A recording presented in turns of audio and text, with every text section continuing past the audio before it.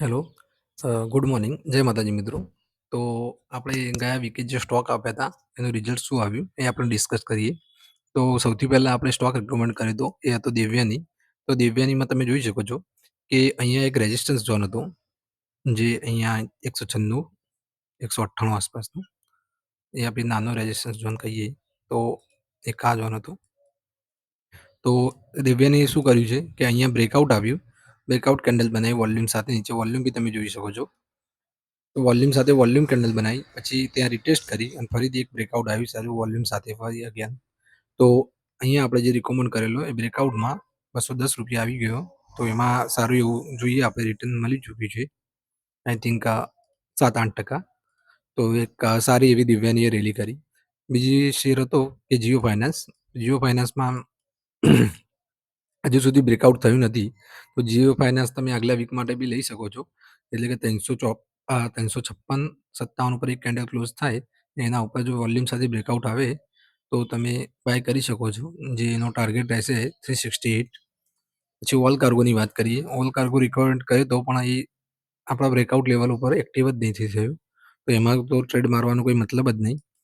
તો all cargo તો active જ નથી થયું. તત્વચિંતનની વાત કરીએ તો તત્વચિંતન સેમ બોટમ આઉટ તમે કરી શકો છો. અહીંયા આસપાસ હજુ બી એ લેવલે જ ટ્રેડ કરી રહ્યો છે. તો 933ના સ્ટોપ લોસ સાથે 987 આસપાસ તમે એન્ટ્રી બનાવી શકો છો. અને ટાર્ગેટ મિનિમમ અહીંયા 1047 યા 1172-1200 આસપાસ આવી શકે છે 2-3 મહિનામાં. તેના ઉપર બી તમે નજર રાખી શકો છો.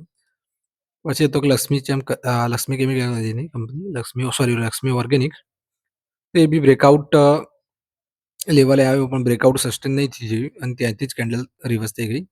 તો એ બ્રેકઆઉટ ઉપર સસ્ટેન જ નહીં થયું.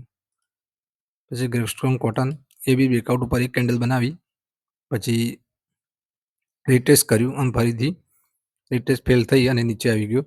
તો જેને બી લીધું હોય તો બ્રેકઆઉટ કેન્ડલનો આપણો સ્ટોપ લોસ હોય તે મારી રાખવાનો, તેથી નુકસાન ઓછું આવે.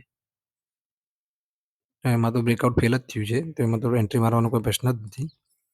સિટી યુનિયનની બેંકમાં વાત કરીએ તો સિટી યુનિયન બેંકનું આપણું લેવલ હતું 172નું આસપાસનું. તો 172 આસપાસ હજુ બ્રેકઆઉટ આવી જ નથી. જો આ બી એફએનઓમાં તમે નજરમાં રાખી શકો છો. જો 172 ઉપર યા 173 ઉપર જો ટ્રેડિંગ કરતો નજરમાં આવે 5, 10, 15 મિનિટ માટે, તો તમે એક 180નો કોલ લઈ શકો છો, જે 180 સુધીનો ટાર્ગેટ આવી શકે છે.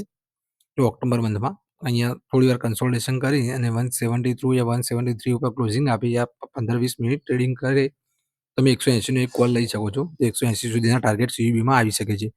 તો આ હતા આપણા નેક્સ્ટ વીકના પરિણામો. તો આપણો દિવ્યાની એક સારો એવો ચાલ્યો. બાકી તો મિડ કેપ નિફ્ટીમાં જે સેલ ઓફ આવી હતું એના લીધે સારા એવા સ્ટોક નીચે આવે છે. હજુ આપણા એવા સ્ટોક જે આપ્યા હતા એ એટલા બધા કંઈ આવ્યા નથી અને દિવ્યાની તો સારું 7-8%નું રિટર્ન આપ્યું, સારું જ કહેવાય. તો જોઈએ હવે આગલા વીકના સ્ટોક નેક્સ્ટ વિડીયોમાં. નવા હોય તો ચેનલને સબસ્ક્રાઈબ અને લાઈક કરો, જેથી આપણે ગુજરાતીમાં નવા નવા વિડીયો આપણે અપલોડ કરી શકીએ.